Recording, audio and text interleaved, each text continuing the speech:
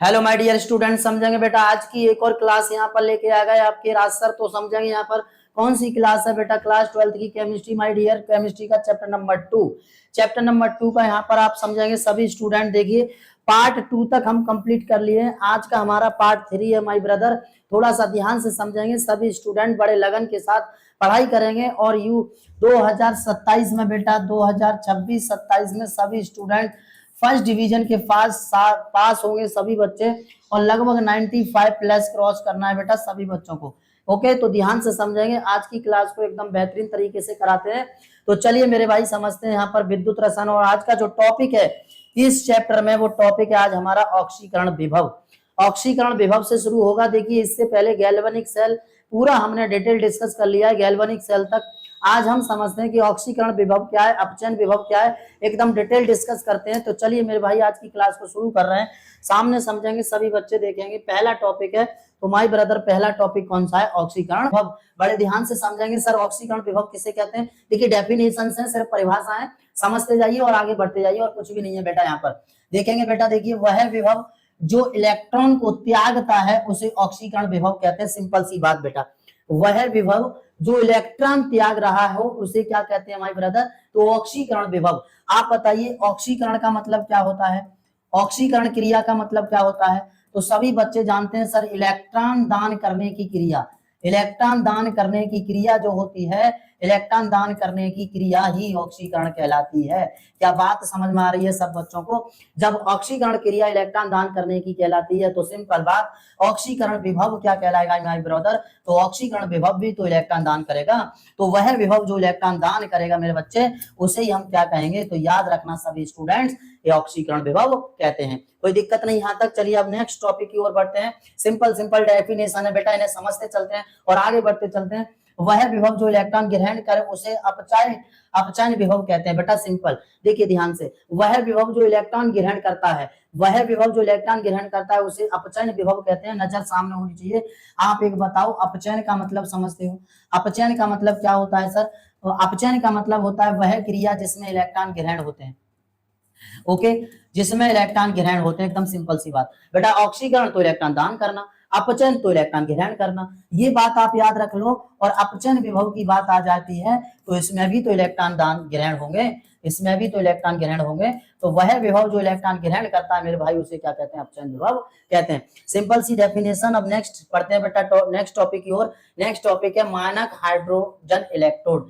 बेटा मानक hydrogen electrode तरफ बढ़ते हैं बेटा, समझेंगे क्या है मानक हाइड्रोजन इलेक्ट्रोड विभव। याद रखेंगे एक बात, ये एग्जाम की दृष्टि से very very most important topic है बेटा, इस पर आप 3 स्टार लगा लीजिए। ये बहुत ही महत्वपूर्ण टॉपिक है, मानक हाइड्रोजन इलेक्ट्रोड विभव। तो समझते हैं मानक हाइड्रोजन इलेक्ट्रोड विभव क्या होता है माय ब्रदर। देखिए इसमें सबसे पहले हम छोटा सा चित्र बना रहे हैं, कुछ इस तरह, थोड़ा सा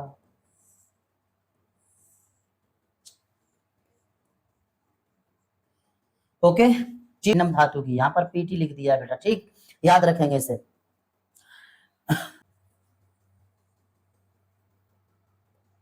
जो इससे कनेक्टेड होता है, ठीक, ये बात आपको याद रख। ये बेटा ऐसा इसमें भरा होता है, विलयन भरा होता है किसका? तो HCl का, ठीक है। इसमें बेटा HCl होता है, HCl 1 m सांद्रता का, 1 मोलर सांद्रता का। ओके, इसमें HCl विलयन होता है, ये बात आपको याद रखनी है, राइट। ठीक, समझ गए यहां तक? कोई प्रॉब्लम? यहां पर क्या होता है, थोड़ा सा मैं इसे यहां से इधर से हाइड्रोजन गैस को इसमें एंटर कराया जाता है, समझते हैं, ठीक है बेटा। ध्यान से समझना आप। देखिए यहाँ पर क्या है, और यहाँ पर और ये लिख दे रहे हैं, ये क्या है? प्लेटिनम धातु की, प्लेटिनम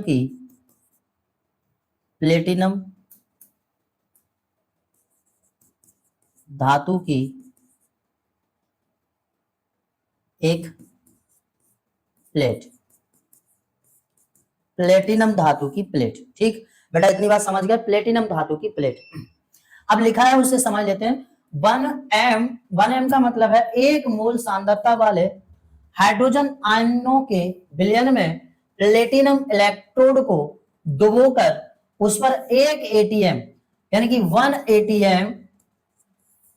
एटीएम दाब पर शुद्ध हाइड्रोजन गैस प्रवाहित की जाती है।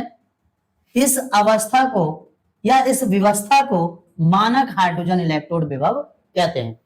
ध्यान से समझना बच्चे, एक लाइन को अच्छे से, सिंपल डेफिनेशन है, कुछ नहीं करना है बेटा। क्या है यहाँ पर 1m 1 मोल सांद्रता वाले हाइड्रोजन आयनों के विलयन में प्लेटिनम इलेक्ट्रोड को डुबोकर उस पर एक एटीएम दाब पर शुद्ध हाइड्रोजन गैस प्रवाहित की जाती है, तो इस व्यवस्था को मानक हाइड्रोजन इलेक्ट्रोड कहते हैं।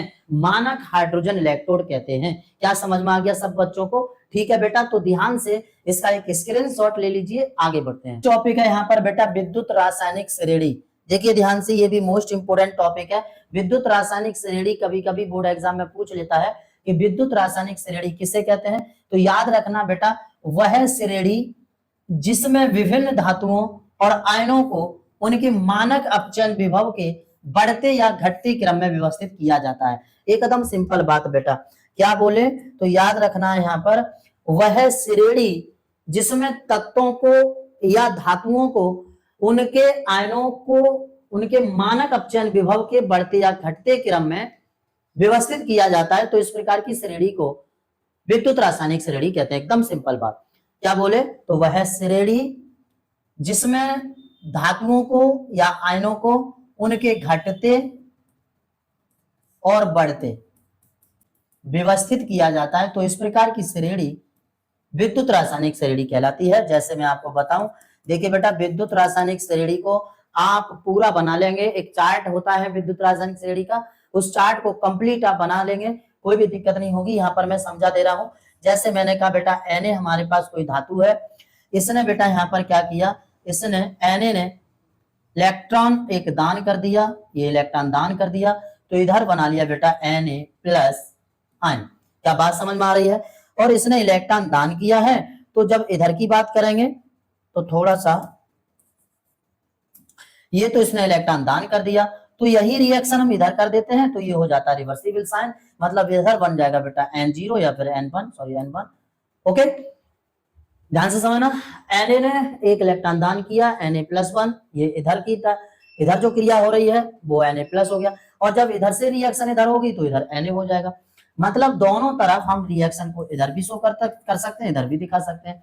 तो इधर होने वाली क्रिया मेरे भाई अपचयन कहलाएगी। तो आप इसमें देख रहे हैं बढ़ते और घटते दोनों क्रम में व्यवस्थित किया जाता है, तो ऐसी श्रेणी विद्युत रासायनिक श्रेणी कहलाती है। इसका और भी एग्जांपल समझते हैं। जैसे मैंने कहा बेटा Cl-1 है, इसने एक इलेक्ट्रॉन क्या कर दिया, दान कर दिया। ओके, एक इलेक्ट्रॉन इसने दान कर दिया मेरे भाई, तो यहाँ पर बन गया Cl। अब ये दान कर रहा है तो Cl यहाँ पर 0 हो जाएगा Cl 0। ओके, तो कोई दिक्कत नहीं। यहाँ तक ये जो साइन है, इस साइन को हम यहाँ पर कुछ इस तरह लगाते हैं जो कि दोनों तरफ की रिएक्शन को दर्शा सके। रिवर्सिबल साइन, इस साइन को क्या बोलते हैं बेटा, रिवर्सिबल साइन, मतलब उत्क्रमणीय। ये बात आपको याद रखनी है, राइट। तो इस प्रकार की श्रेणी को आप जाएंगे और होमवर्क में पूरा चार्ट टेबल बना लेंगे। आपकी बुक्स में पूरा विद्युत रासायनिक श्रेणी दी हुई है, यहाँ पर मैंने सिर्फ आपको समझाया है, यहाँ से समझ के आप वहां बना सकते हैं। इसकी डेफिनेशन को बड़े आराम से याद कर सकते हैं। तो क्या बोले, वह श्रेणी जिसमें विभिन्न धातुओं और आयनों को उनके अपचयन विभव के बढ़ते या घटते क्रम में व्यवस्थित किया जाता है, इस व्यवस्था को विद्युत रासायनिक श्रेणी कहते हैं। चलिए अब नेक्स्ट यहाँ पर समझते हैं बेटा विद्युत रासायनिक श्रेणी के अनुप्रयोग। वेरी मोस्ट इंपोर्टेंट टॉपिक विद्युत रासायनिक श्रेणी के अनुप्रयोग। कभी कभी बोर्ड एग्जाम में एक आध अनुप्रयोग पूछ लेता है। तो सबसे पहला अनुप्रयोग है तत्वों की सक्रियता के निर्धारण में। तत्वों की सक्रियता के निर्धारण में क्या है बेटा, यहाँ पर समझेंगे। धातुएं इलेक्ट्रॉन दान करके धनायन तथा अधातुएं इलेक्ट्रॉन ग्रहण करके ऋणायन बनाने की प्रवृत्ति पर निर्भर करती हैं। जो धातुएं होती हैं, जैसे मैं आपको बताऊं, Na हमारी धातु है, इसने इलेक्ट्रॉन दान किया और इलेक्ट्रॉन दान करके बेटा Na+ बना लिया। ओके, और यहाँ पर धातु है, धातु ने एक इलेक्ट्रॉन ग्रहण किया और वो सॉरी अधातु यहाँ पर क्या है, क्लोरीन है, इलेक्ट्रॉन ग्रहण किया और इसने Cl-1 बना लिया। बात आ रही समझ में?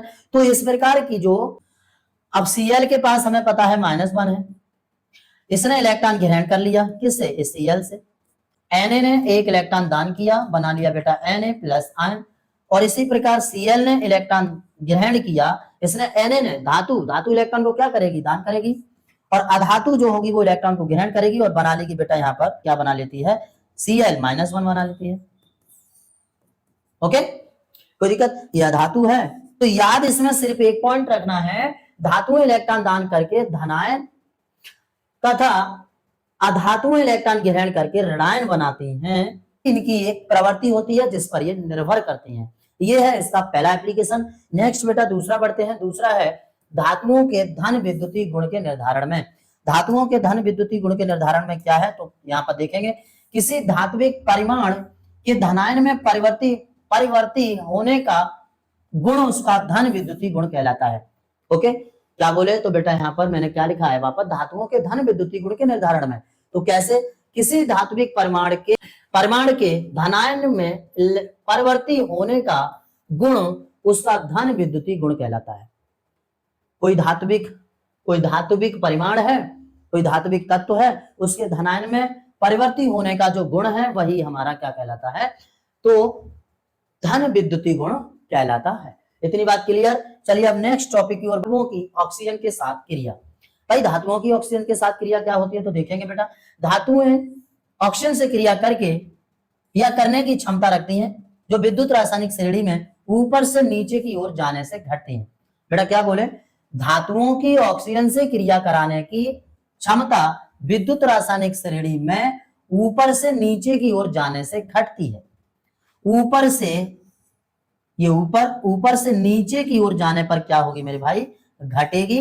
तो क्या, विद्युत रासायनिक श्रेणी में ऊपर से नीचे की ओर जाने पर धातुओं की ऑक्सीजन से क्रिया करने की क्षमता घटती है। ये बात, क्रिया करने की क्षमता वो ऊपर से नीचे की ओर घटती है, किसमें, तो विद्युत रासायनिक श्रेणी में। ओके, कोई प्रॉब्लम? तो चलिए भाई यहाँ पर नेक्स्ट टॉपिक है अब हमारा मोस्ट इंपोर्टेंट, मानक इलेक्ट्रोड विभव। मानक इलेक्ट्रोड विभव को ध्यान से समझेंगे, डेफिनेशन है, बड़े आराम से यहाँ पर देख लेंगे बेटा मानक इलेक्ट्रोड विभव किसे कहते हैं। तो देखेंगे यहाँ पर लिखा हुआ है, तापमान पर किसी धात्विक इलेक्ट्रोड की 1 मोलर सांद्रता के विद्युत अपघट्य विलयन में डूबने पर उत्पन्न विभव उस अर्ध सेल का मानक इलेक्ट्रोड विभव कहलाता है। इसे E0 से प्रदर्शित करते हैं। किससे प्रदर्शित करते हैं मेरे भाई, तो E0 से प्रदर्शित करते हैं। सामने डेफिनेशन लिखी हुई है, क्या बोले, तापमान पर किसी धात्विक इलेक्ट्रोड की 1 मोलर सांद्रता के विद्युत अपघट्य विलयन में डूबने पर उत्पन्न विभव उस अर्ध सेल का मानक इलेक्ट्रोड विभव कहलाता है। इसे E0 से प्रदर्शित करते हैं। इसका एक स्क्रीनशॉट ले लेंगे, पर विराम देते हैं। आज की हमने क्लास आज संपन्न किया। इससे आगे की नेक्स्ट क्लास में लेके आएंगे, इससे आगे के टॉपिक्स और क्लियर करेंगे बेटा, उसमें पूरा चैप्टर क्लियर करने की कोशिश करेंगे। तो चलिए आज के लिए इतना ही, और पढ़ते रहेंगे सभी बच्चे मन लगा के। वीडियो को प्लीज लाइक कर देंगे, चैनल को सब्सक्राइब कर लेंगे और शेयर भी कर देंगे सभी बच्चे वीडियो को। जय हिंद।